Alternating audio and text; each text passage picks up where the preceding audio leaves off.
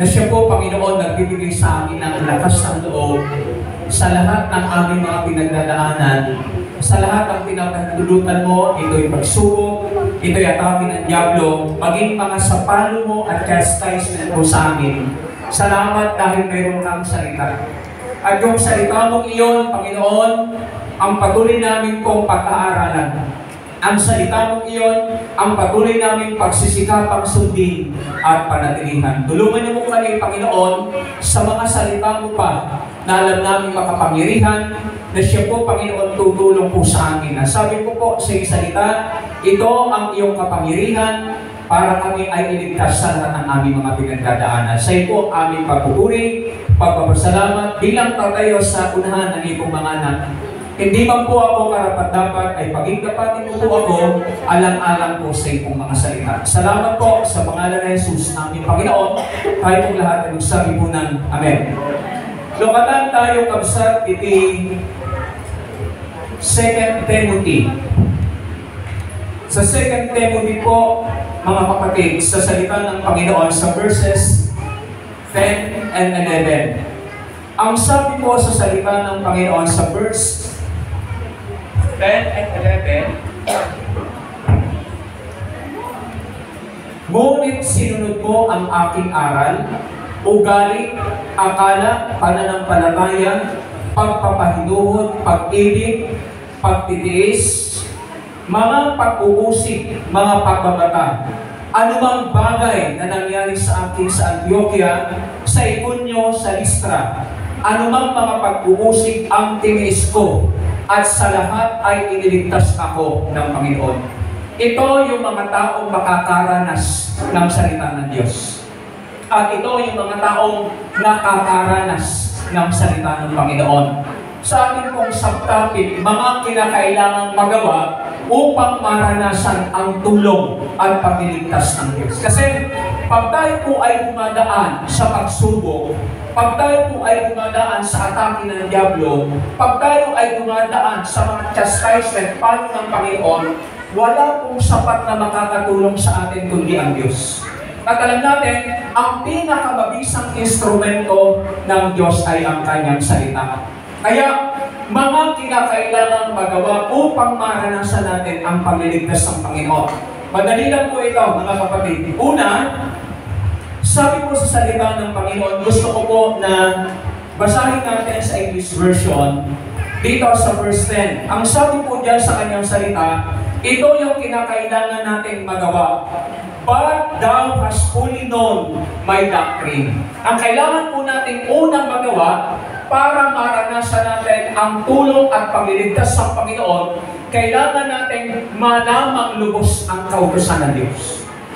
Kailangan natin malaman ng lubos ang salita ng Diyos. Kasi kung hindi natin malalaman ang daan ng Panginoon, hindi mo may papadali sa atin ng Diyos ang kanyang tulong, ang kanyang pagliligtas. Kaya tama-tama yung mensahe, salita mo. Pero hindi lahat ng tao ay nakakaranas ng salita ng Diyos. Tanging ang mga taong pinagpapaunawaan po ng Diyos. Ang sabi diyan sa kanyang salita, dito po mga kapatid, sa aklat ng 2 Timothy nga ito, sa English version, sabi niyan, at iyong nalamang lubos ang aking turo.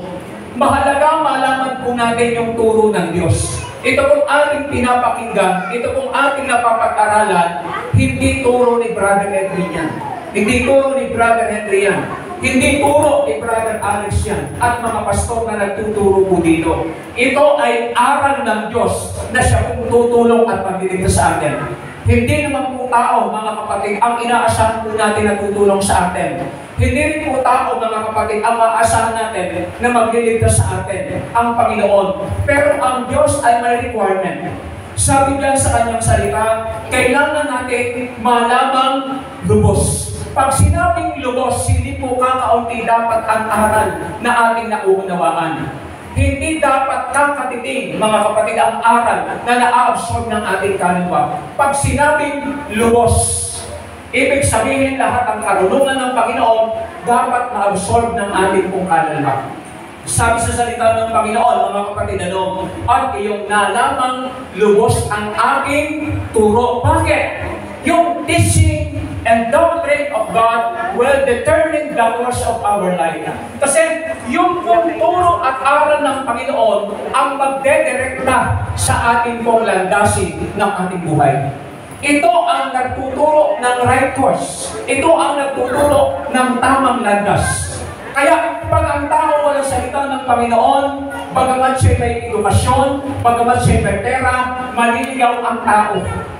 Ang salita ng Diyos ang nagdidetermine, mga kapatid, kung saan tayo dadaan at saan tayo hindi dapat dumaan. But unfortunately, itinuturo po ng Diyos yung right course, itinuturo ng Diyos ang tamang daan, yung tao ay ayaw dumaan sa daan ng Diyos. Sa aklat ang Jeremiah 16 verse 6, sabi ng salita ng Diyos, alamin nyo ang mga daan at makakasumpong kayo ng kapahingahan ng inyong kaluluwa. Ano ang sagot ng maraming tao? Hindi kami dadaan doon. Kaya kahit ang tao, umaasa siya na siya'y tutulungan ng Diyos, hindi niya nalalaman kung paano niya matatanggap ang tulong at pagliligtas ng Diyos. Kaya dyan mga kapatid, kinakailangan malaman natin lubos ang aral ng Diyos. Hindi po yung aral ng reliyon, hindi aral ng pastor, yung aral ng Diyos. Kung babasahin po natin, mga kapatid, yung ating po kasing subject, paghahanda sa nalalapit na pagliligtas ng Diyos. Dito sa aklat ng 1 Thessalonians sa chapter 5 verse 2, ang sabi po dito sa salita ng Panginoon, itaas natin sa verse 1 and 2. Sabi diyan, datapat tungkol sa mga kapanahunan at bahagi ng panahon, mga kapatid, ay hindi na kinakailangang isulat ko pa sa inyo ang anuman, sapagkat kayo rin ang lubos na nakakaalam. Alam na natin, mga kapatid, ang pagbabalik ng Panginoon ay kagaya ng magnanakaw. Kaya, papaano po natin matatanggap ang tulong ng Panginoon bago bumalik ang Panginoon ay marami tayong mararanasan. Nabanggit kanina, mga kapatid, maraming kanubayan. At sa kanubayan na yun, mga kapatid, kailangan natin ang tulong ng Diyos. At ang tulong ng Diyos ay itinuturo sa atin sa pamamagitan ng Kanyang salita. Kaya, ang sabi sa salita ng Panginoon, sapagkat kayo rin ang nakakaalam na ang pagdating ng Panginoon ay kagaya ng magnanakaw. Alam natin, sorpresa ang pagdating ng Panginoon. At kung ito ay sorpresa, naghahanda tayo. Amen? Ang masusurpresa lang sa pagbabalik ng Panginoon at sa pisikal na kamatayan ay ang mga taong hindi nakapaghanda. Bakit hindi sila nakapaghanda? Dahil hindi nila lubos na naiintindihan ang salita ng Panginoon, ang kalooban ng Diyos. Pangalawa, na kailangan po natin gawin, mga kapatid, pagkatapos natin malamang lubos ang kautusan ng Panginoon, sa verse 10 din po, basahin ko sa Tagalog. Kasi magkaiba po ang liwat ng English doon sa Tagalog. At imposible, mga kapatid, masagawa natin yung sa Tagalog kapag hindi natin naunawaan ang salita ng Diyos. Sa verse 10, makikita natin, ang salita ng Diyos sa verse 10, ngunit sinunod mo ang aking aral. Sino ang susunod sa aral ng Diyos? Yung nakaalam. Kaya ang sabi ng salita ng Panginoon, Ama, patawarin niyo po sila sapagkat hindi nila alam ang kanilang ginagawa. Kaya itinapaalam sa atin ng Diyos ang kanyang aral at pagkatapos nating malaman ang kanyang aral, ay magkakaroon tayo ng chance at pagkakataong masunod natin ang aral ng Diyos. Kaya kahit tayo po ay may pinagdadaan ng pagsubok, kahit tayo po ay may pinagdadaan ng atake ng diablo, kahit tayo po ay may pinagdadaan ng pinapalo tayo at dinidisiplina ng Diyos, dapat sumusunod pa rin tayo. Yun ang ginawa ni Job, mga kapatid. At yun ang ginawa ng mga taong nakatanggap ng tulong at pagliligtas ng Diyos. Kaya, mga kapatid, paano natin matatanggap ang tulong ng Diyos kung hindi tayo sumusunod? Kung hindi natin ginagawa yung kondisyones ng Diyos. Kahit ang Diyos ay makapangyarihan, nagiging powerless pa rin siya. Dahil, mga kapatid, hindi natin natututunan, hindi natin isinasagawa ang daan para ma-receive natin yung kapangyarihan ng Diyos. Kailangan isagawa natin yung aral ng Diyos. Pagkatapos natin isagawa ang aral ng Panginoon, kailangan din natin ibahagi ito. Kailangan din natin i-share ito. Ang sabi ni Paul kay Timothy, iyong nalalaman ang aking turo. Bakit nalaman ni Timothy ang turo ni Paul? Dahil ibinahagi niya. So, mahalagang ibinabahagi natin yung turo ng Diyos sa pamamagitan ng ating pagsasalita at sa pamamagitan ng ating pagsasagawa. Kasi ang tao kahit hindi ka magsalita at nakikita sa atin ang salita ng Diyos, nakakapagbahagi tayo sa kanila. Kailangan i-implement natin ang salita ng Diyos para tayo ay makapagbahagi. Ang sabi dito ni Paul sa kanyang anak sa Espiritu na si Timoteo, sabi niya, iyong nalalaman ang aking turo. Ano ang kapangyarihan ng turo ng Diyos? Babaguhin ito ang ating buhay. Hindi, mga kapatid, ano ang ating relihiyon? Useless na babago ang relihiyon natin, hindi babago ang ating ugali. Amen. Lahat tayo ay mayroong mabuti at magandang ugali. Pero sa kabila nito, may masama tayong ugali. Kaya nga may kasabihan, nobody's perfect. Walang taong perfecto. Kaya nga po, mga kapatid, yung salita ng Diyos ay binibigay sa atin para matutunan natin ito, para malaman natin ang tamang pag-uugali. Sa church ay tinuturo ang tamang pag-uugali. Dahil ang simbahan, mga kapatid, ito ay suhay at haligi ng katotohanan. Basahin po natin, mga kapatid, itaas lang natin ang talata sa verse 15 and verse 16. Dito po sa 1 Timothy sa chapter 3. Ang sabi diyan sa salita ng Panginoon, sa aklat po ng 1 Timothy sa chapter 3, sa verse 15 and verse 16, ang sabi diyan, ngunit kung ako'y magluwat ng mahabang panahon, ay upang maalaman mo kung paano ang dapat ugaliin nila sa bahay ng Diyos na siyang iglesia ng Diyos na buhay at haligi at suhay ng katotohanan. Pag tayo ay may aral ng salita ng Diyos, naralaman natin yung right conduct, yung tamang pag-uugali. Dahil marami tayong ugali na hindi po tama sa harapan ng Diyos. Maging ako, mayroon po akong ganun. Lahat tayo ay may ganun. Pero itinuturo sa atin ng Diyos, mga kapatid, yung religious and godly conduct. Pero nga sa eskwelahan, good manner and right conduct. Paano magagawa ito ng tao? Lalo tayo ay nasa loob ng iglesia ng Diyos. Pag hindi natin nagagawa ito, nasisira ang katotohanan. Amen? Nasisira ang pangalan ng Panginoon. At kung sira ang pangalan ng Panginoon, yung tulong ng Diyos, mga kapatid, hindi makakarating. Alam niyo po kung bakit minsan, mga kapatid, hindi nakakarating ang tulong sa mga lugar na dinaanan po ng kalamidad? Kasi sira po ang kalsada.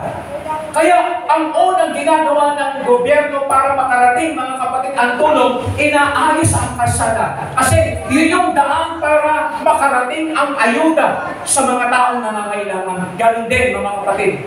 Yung salita ng Panginoon, kailangan natin matutunan, kailangan natin ipamuhay, kailangan natin i-share sa pamamagitan ng ating pagsasalita. At ang pinaka-epektibong pagbabahagi natin ay ang lumalabas sa ating ugali.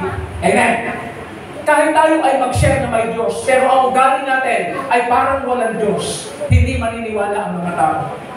Kaya, ang salita ng Panginoon, yung aral ang magtuturo ng tamang ugali. At ang sabi diyan, kung tayo ay may aral at natutunan natin ang tamang pag-uugali, lalo tayo kung mga Kristiyano, ang sabi diyan sa salita po ng Panginoon, dito sabi niya, ugali, akala. Ano yung akala? Purpose in life.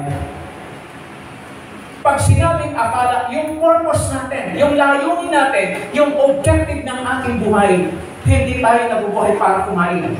Hindi lang tayo nabubuhay para magawa natin yung ating gusto. We are not live for Christ. Kung ang ating rason at dahilan, mga kapatid, sa ating pamumuhay ay para magawa natin ang ating gusto.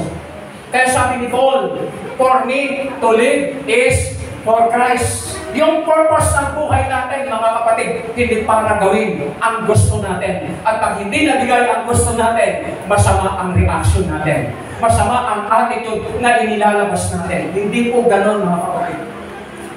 Kaya sa salita po ng Panginoon, kailangan maintindihan natin ano po ang salita ng Diyos. Kasi sa salita ng Diyos, napakaliwanag. Nalaman mo ang aking turo, at kung malaman natin ang turo, idadirect tayo sa tamang ugali, sa tamang layunin. Nabubuhay tayo, mga kapatid, para gawin ang kalooban ng Diyos. At kung tayo po ay mabubuhay na ginagawa natin ang kalooban ng Diyos, makakaasa po tayo sa tulong ng Panginoon. Yung pong purpose in life. Ang purpose ng tao kasi, mga kapatid, wala pa sa pagkabata, mag-aaral na. Ilang taong mag-aaral? 6, tapos 6, tapos 4, 16 na taon. Hanggang 20 taon. Napakahabang panahon ang inilalaan ng tao, mga kapatid, sa kanyang layunin, sa kanyang buhay. Paano kung dumating ang panahon, hindi ka umabot ng 20 years? Pero ang purpose mo sa buhay, mga kapatid, ay mali sa harapan ng Diyos. Kaya kung papansin natin, itinuturo yung right course, yung purpose in life. Kaya sa salita po ng Panginoon, makikita po natin ang akala, pananampalataya, pagtitiis, pagpapahinuhod. Lahat ng iyon ay godly living. Na kung ating gagawin ang salita po ng Diyos, sabi niya, dahil sa mga ito ay natanggap niya ang tulong at pagliligtas ng Diyos. Kahit pagsabay-sabayin pa po, mga kapatid, yung atake ng Diablo, yung pagsubok ng Diyos. Kasi yung po kasing atake ng Diablo minsan at pagsubok ng Diyos ay magkasabay. Hindi lang po pwedeng magsabay ay palo ng Diyos. Hindi po pwedeng isabay yung pagsubok sa palo ng Diyos. Pero yung atake ng Diablo ay pwedeng magsabay sa pagsubok ng ating pananampalataya. Bakit? Minsan pinapahintulutan ng Diyos si Satanas. Kaya po, ang pinakamagaan na paraan para ma-overcome natin, mga kapatid, mapagtagumpayan natin ang lahat ng ating pinagdadaanan, piliin natin pa rin sumunod sa Diyos. Kailan? Kapag natutunan natin ang kanyang Diyos. Itinuturo naman ng Diyos sa atin. Kaya ang ganda ng kanta, sabi niya, show us the way. Show us the way. Ituro mo ang daan. Mayroon pang kanta, lead me, Lord.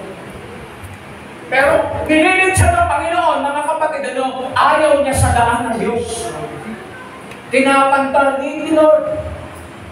Ganon ang desire ng ating puso, mga kapatid. Ilid tayo ng Diyos because He is the great shepherd of the sheep. At kung tayo ito pa ng Panginoon, mga kapatid, tayo ay susunod sa pastor ng ating kaluluwa. Lasa ko ito, mga kapatid. Basahin ko po ito, hindi ko ako lalayo kasi dami ko nang sinalita kahapon pa. Sabi ko nga kay Brother Edwin, Brad, ikaw na lang ang magsalita kaya. Kasi ang dami ko nang sinabi kahapon. At alam ko, mga kapatid, kailangan pa rin natin, kahit marami tayong natutunan, hindi pa rin ganong karami ang ating na-i-apply. Pagkamat marami na tayong natutunan, hindi pa ganon tayo kakuli obedient sa Diyos. Pero kung tayo ay magiging obedient sa Diyos, sabi na salita ng Panginoon, last po ito, mga kapatid. Ang tiyak, mga kapatid, pag natutunan natin ang kanya pong daan, pag itinabuhay po natin, pag na-share po natin, na napili tayo dito, ito po ang tiyak. Salita po ng Panginoon, ang sabi niya sa kanyang salita, 2 Timothy sa chapter 3, verse 11, sabi niya, mga pag-uusig, mga pagbabata. Alam niyo po yung pagbabata, hindi po ito ordinaryong suffering. Hindi po pangkaraniwang nararanasan ang pagbabata. Kasi pag sinabing pagbabata, kasama ang isip mo, kasama ang puso mo, kasama ang katawan mo.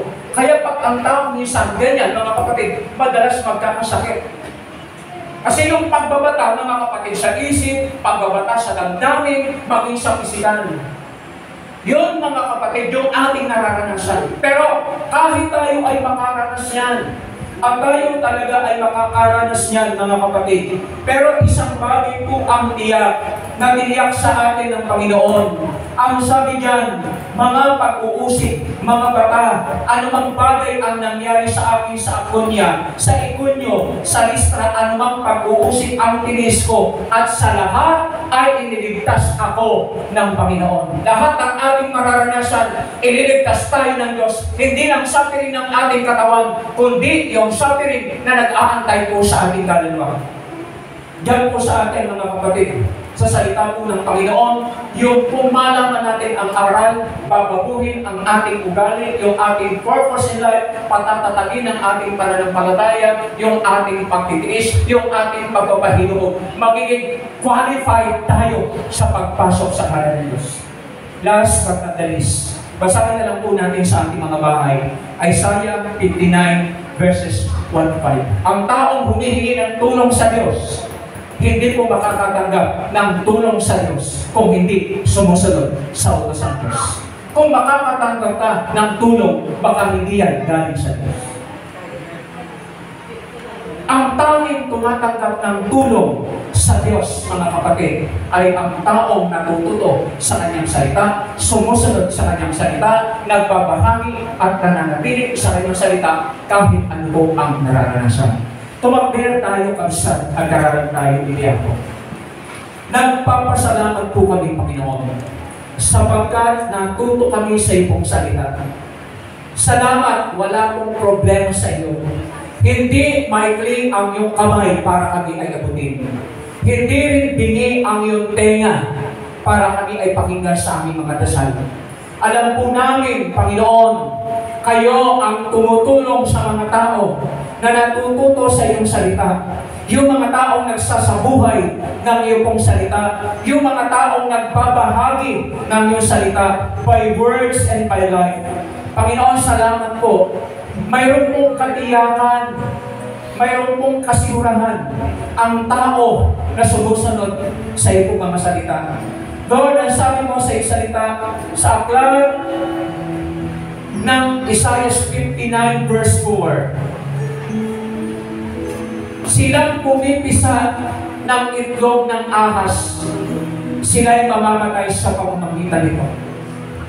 Ngunit ang sumusunod sa iyo, Panginoon, ay mararanasan po nila ang pagliligtas. Salamat sa iyong salita, Panginoon. Hindi mo kami mga perpekto. Marami kami mga pagkukulang, marami kami mga pagkakamali, pagkakasala na amin pong nagagawa, Panginoon. Pero salamat dahil mayroon kang sinasalita. Mayroon kang itinuturo at binibigyan mo kami ng kaunawaan kung ano ang tama, kung ano po ang mali. Ipinapaunawa mo sa amin ang mabuti at masama. Lord, salamat po sapagkat mayroong aral na nagdedirekta sa amin, nagtuturo ng right course ng aming buhay upang kami ay makarating sa iyong kaharian. Ngunit ang iyong sabi sa iyong salita, may daan na tila matuwid sa harapan ng tao, pero ang dulo nito ay kamatayan. Panginoon, tulungan niyo po kami maiwasan ang daan ng kamatayan. Ipaunawa mo ang iyong aral, mabago namin yung mga ugali namin. Lahat po kami ay may kataasan. Lahat po kami may kaluhuan. Lahat kami ay may mga kalayawan, kayabangan sa aming pong mga buhay. Panginoon, tulungan niyo po kami maging humble. Kaya sabi mo po sa iyong salita, ang mapagpakumbaba ay itinataas mo. At ang nagpapakataas ay ihahagis mo at itatapon mo hanggang sa Hades ng pagdurusa. Ibababa mo hanggang sa Hades. Tulungan mo po kami, Panginoon, na ang aming pong pag-uugali ay maging kagaya ni Kristo. Harness like a dove. Dapat po, Panginoon, ay matutunan namin ang iyong ugali. Kaya tulungan niyo po kami, gabayan at patnubayan. Maging yung aming purpose in life, yung aming pong akala sa aming pong buhay, yung aming mga plano sa aming pong buhay. Lord, tulungan niyo po kami at gabayan upang ang plano mo sa aming buhay ay maging plano rin namin sa aming pong buhay. Hindi ang kalooban namin, hindi ang kagustuhan namin, kundi ang kalooban mo. Maging ang aming pananampalataya ay hindi pa ganong katatag. Madali kami, Panginoon, ma-shake, madali kaming ma-move, madali kaming mabago ng sitwasyon at pagkakataon. Pero ang panalangin namin sa salita mo na aming napapakinggan, patuloy niyo pong palaguin ang aming pananampalataya. Lord, yung aming pagpapahinuhod, yung pagkakaroon namin ng perseverance o long suffering. Tulungan niyo po kami para aming ma-persevere kung kami dumadaan sa pagsubok, kung kami dumadaan sa atake mo, kung kami ay dumadaan, Panginoon, sa mga chastisement, sa mga pagtutuwid mo sa amin, ay makapanatili pa rin po kami, Panginoon, na nakakayanan namin at persevere namin na mayroong kaming long suffering na kagaya mo. Maging yung pagpapahinuhod at pagtitiis. Tulungan mo po kaming antayin na may panalahimik ang iyong pagliligtas. Hindi lang ang pagliligtas ng aming katawan, kundi ang pagliligtas ng aming kaluluwa. Sa iyo po, Panginoon, ang aming pagpupuri. Sa iyo po ang aming pagpapasalamat, Panginoon. Kina Pastor Alex na ginagamit mong leader at kasangkapan, Panginoon, sa gawain dito sa Cagayan. Pagpalain mo po siya ng kalakasan at katatagan. Nawa po yung mga pinagdadaanan niyang mga suffering, pinagdadaan ng pagbabata. Mas alam mo yun, Panginoon. Tulungan niyo po ang aming kapatid. Patatagin po ang kanyang kaisipan, ang kanyang damdamin, ang kanyang kalooban. Maging ang kanyang pisikal na katawan, bigyan mo po ng maayos na kalusugan para kanyang mapangalagaan ang kawang ipinagkatiwala mo po sa kanyang mga kamay. Maging sa mga kasamahan kong mga manggagawa, kasama po namin, pagpalain niyo po at paspasan kay Pangkudilas sa mga ebangelista, sa mga katulong na workers, Panginoon, dito sa Cagayan Nation. Maging sa pamilya ni Pastor Alex, Panginoon. Tulungan niyo po at gabayan ang mga kapatid natin ito. Ipinapanalangin namin, ipinataas namin si Brother Alexis. Kayo po ang nagsabi sa iyong salita, kung ang kapatid namin ay nangangailangan, ipanalangin namin sapagkat kami ay makakapagtulungan sa pamamagitan ng panalangin. Itong leader, Panginoon, na tinalaga mo niya sa tagungtungan, bigyan mo siya, Panginoon, ng panibagong lakas. Bigyan mo siya ng katatagan, alang-alang sa kanyang kaluluwa at sa kawan, Panginoon, na pinagkatiwala mo sa kanya. Lord, tulungan mo maintindihan niyang lubos ng iyong aral para mabago yung course ng kanyang attitude, ng kanyang behavior, ng purpose ng kanyang buhay. At ang iba pang mga kwalifikasyon na dapat ay taglayin ng isang manggagawa. Panginoon, sa mga kapatid po namin taga-tagungtungan na nananalangin para sa aming kapatid na ito, pagpalain niyo po sila, Paspasan. Nawa ay patuloy nilang masuportahan, matulungan ng kanilang pastor. Kay Brother Ronnie na ilagay mo, Panginoon, dyan sa katugay, kayo po ang magpala, magbasbas, at patuloy na mamuna. Huwag mo siyang pabayaan, alalayan sa mga kapatid namin taga-taga-tugay. Nawa po ay lalo pang ma-develop ang kanilang pagkatuto sa iyong mga salita. Gayun din, Panginoon, ang pagkilos mo kay Bill. Bilang training pastor, tulungan mo po siya, Panginoon, yung aral mo unang-unang kanyang matutunan para yung kanyang kwalifikasyon ay lalo pang ma-elevate, ma-itaas at maging qualified na isang manggagawa at pinuno, Panginoon, na aasahan mo sa mga manggagawa at sa mga kapatiran po namin mga member. Lord, sa mga kapatid namin dito sa Cagayan, sa mga members, sa mga kapatid namin loyal na tumutulong, sumusuporta, Panginoon, hindi lang sa material, Panginoon, kundi yung kanilang effort, yung kanilang lakas, ang kanilang mga pag-aari, kagaya ng sasakyan, kagaya po ng material na bagay na binibigay, Panginoon, nang wala pong pag-aalinlangan at wala pong panghihinayang. Panginoon, kayo po ang patuloy na magpala sa kanilang mamuna. Sa mga nag-a-aspire na maging manggagawa, tulungan mo at gabayan. Sa mga nakakaranas ng negatibo, mga pagbabataw, kalubayan, Panginoon, lalo mong ipaunawa sa mga kapatid namin na ito ay paraan para lalo namin maranasan ang iyong pagliligtas. Lord, sa mga kasamahan kong leaders, workers, na uuwi kami, Panginoon, sa aming kanya-kanyang kongregasyon, salamat sa iyong ginawa sa amin. Hindi ka nagkulang, bagamat kami minsan ay nagkukulang sa iyo. Pagpalain niyo po si Pastor Edwin, si Brother Steve, si Brother Toto, si Brother Anton, maging ang mga kasamahan kong taga-Bicol. Panginoon, tulungan niyo po kami at patuloy na patubayan. Maging ang mga leaders and workers na hindi namin nakasama kay Brother Marcy, sa kanyang asawa, kay Brother Mark Galindo. Panginoon, patuloy kayo kumilos, patuloy kayo mamuna. Lord, sa aming pong pansamantalang pag-iwahiwalay, dalawin po namin ang iyong pagtulong, ang iyong paggabay sa amin. Huwag mong hayaang kami ay manihis sa iyong daan. Si Job ay hindi lumihis, kaya naranasan niya ang pagtulong mo, Panginoon, sa kanya. Kahit patong-patong, sunod-sunod na negatibo ang kanyang naranasan. Dahil siya sumunod sa iyong aral na kanyang natutunan, na natili siya, ibinahagi niya sa kanyang asawa, ibinahagi niya sa kanyang mga kaibigan.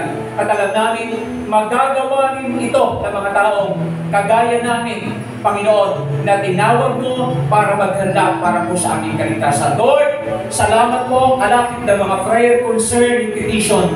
Di ko mabanggit, pero kayo, Diyos, na nakakalam. Alam namin, sapat ang tulong mo, hindi ka kailanman nagkukulang sa amin. Bagaman, may mga pagkukulang po kami sa iyo. Sa iyo po, ang aming pagpupuri, sa iyo po ang aming pagpapasalamat, itinaga na Jesus, kung na tayo kapsa. Amen. Ang yaman po sa ating lahat ng mga kapatid, pagpalain tayo lahat ng ating Panginoon.